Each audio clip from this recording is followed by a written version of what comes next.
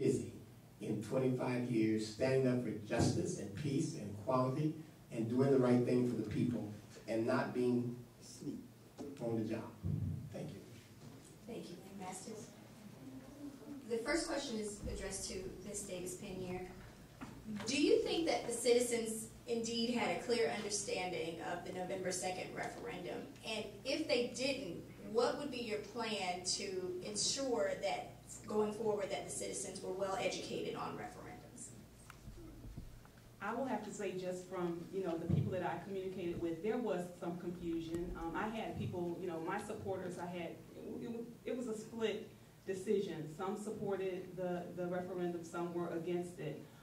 After the fact, many have come to say that it was confusing.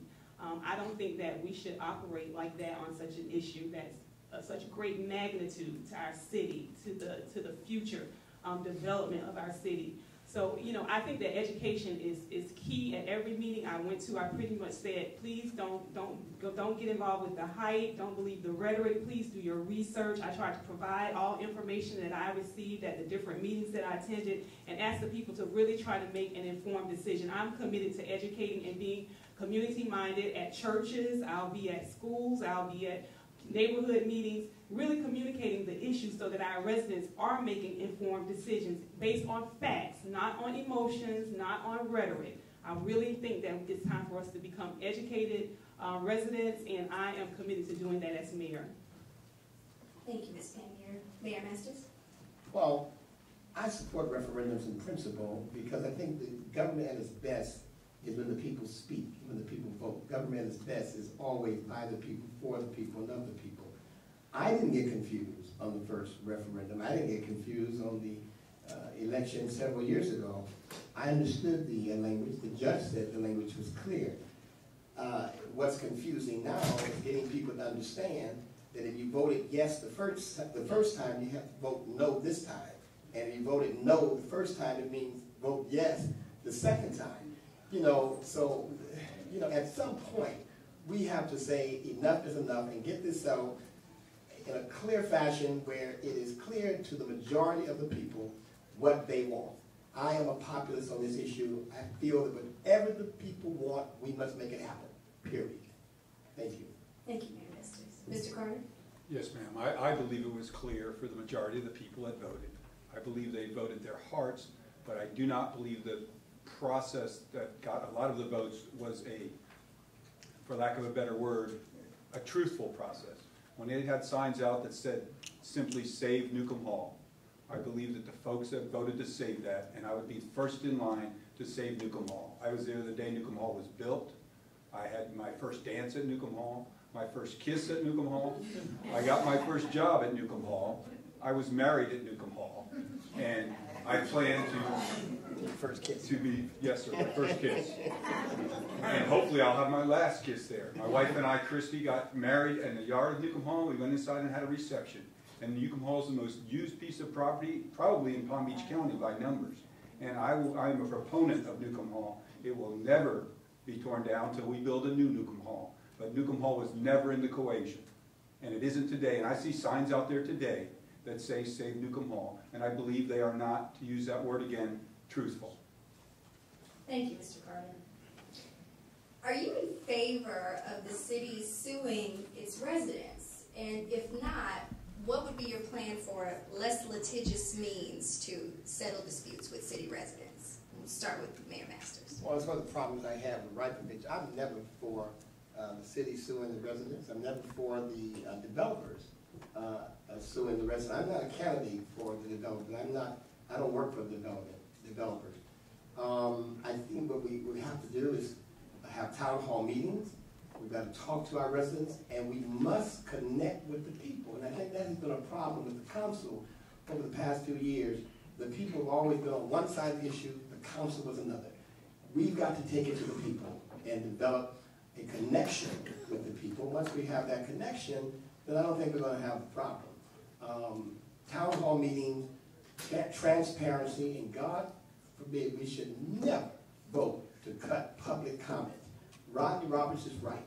I oppose it. I think it's shameful for this council to have any consensus to cut public comment. Let the people speak. It about the people. And if you don't know what they're saying, then how will you ever be able to connect with the people? Thank you. Thank you, Mayor Masters. Mr. Carter?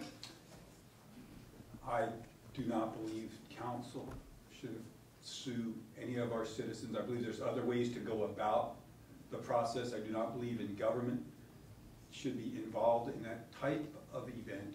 I do believe we should have more meetings, maybe even from the Urban League. Mr. Green mentioned earlier about some of the meetings that you guys have organized and had. We ought to have more of them, and not just here, bringing out this crowd. We ought to have them throughout the community, and we should have a more understanding to build those bridges from community to community and concern to concern. So, no ma'am, I do not believe we should encourage that. Ms. Pena? I do not believe that we should be suing the residents. I felt that that was, very extreme. Something that really, made me know that, unfortunately, for the residents of Riviera Beach, that this deal was not a good thing. I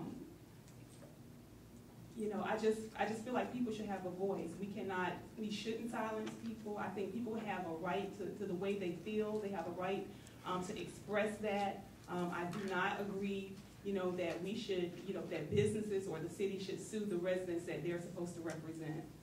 As mayor, that's why I really have wished that our mayor would have kind of taken the leadership, because he had support from the island, he had support from the mainland to bring the sides together to really try to work through this process so it would not become, such a hostile issue for something that we all need. We all need, I mean, the residents, stand to benefit from development of the marina. We just have to get the right deal. So I really wish that that could have happened and we could have been moving forward. Thank you, Ms.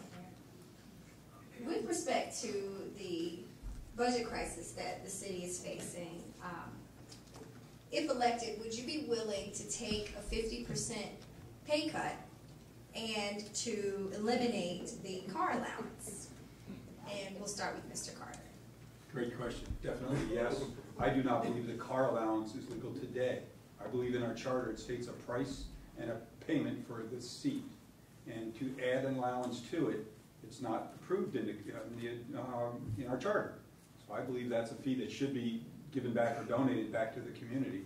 And I'll stand here now and say that this mayor won't be taking a car allowance. And if they do send a check, I'll be donating it to some of our community efforts. But I believe we could live and work on less of a salary. We're here for a public service. Most of us here are here for the right reasons. I have a lot of effort. I have seen a lot of effort in the folks that sit up here, and I know they're not here for the paycheck. I know the hours they put in are probably $3 an hour, so working for $1.50 an hour is probably more reasonable. Thank you, Mr. Carter. Ms. Pena? Yes, I would be. I think 2 years ago when I ran, I told you I would do it for free because I want to see progress. I love my city. I love the youth that I represent. I love the seniors that I'm working with, Neighbors United. I love, everything about this city. So I would be willing, again, to do it for free. But like you said, I have plans, with whatever I make to really reach out to the community and support some of our social service agencies, to make donations to our schools, some of our schools for some of their special projects. It's a no-brainer for me. I will take a cut. I feel like it's the right thing to do when we have employees that are taking a day furlough. Lead by example. I don't have a problem doing that. I'm not in this because I need a paycheck. I work every day. My husband work every day. I have a passion. I really want to see Riviera Beach move forward. So that's the reason why I'm running. It's not about a paycheck. Thank you. Thank you, Ms. Pena. Mayor Masters? Yes, Attorney Wells. I pastor the New Macedonia Church, a nonprofit organization, so I'm used to living from a nonprofit organization. Sometimes it's there, sometimes it isn't there. But as far as it relates to the council, I'm a public servant. I'm here to serve the people. And if that's the will of the people, I won't have a problem with that. It's not about the money, it's about the service. It's about the commitment. That's why on furlough day, when everyone else is gone, I'm here. Because it's embarrassing when people come to the city hall, no one is here to see them. So, I'm going to continue to work as hard as I can as mayor, and whatever the people want from us to do, I'm willing to do it. Thank you, Mayor Masters. Public service. Shifting gears a little bit.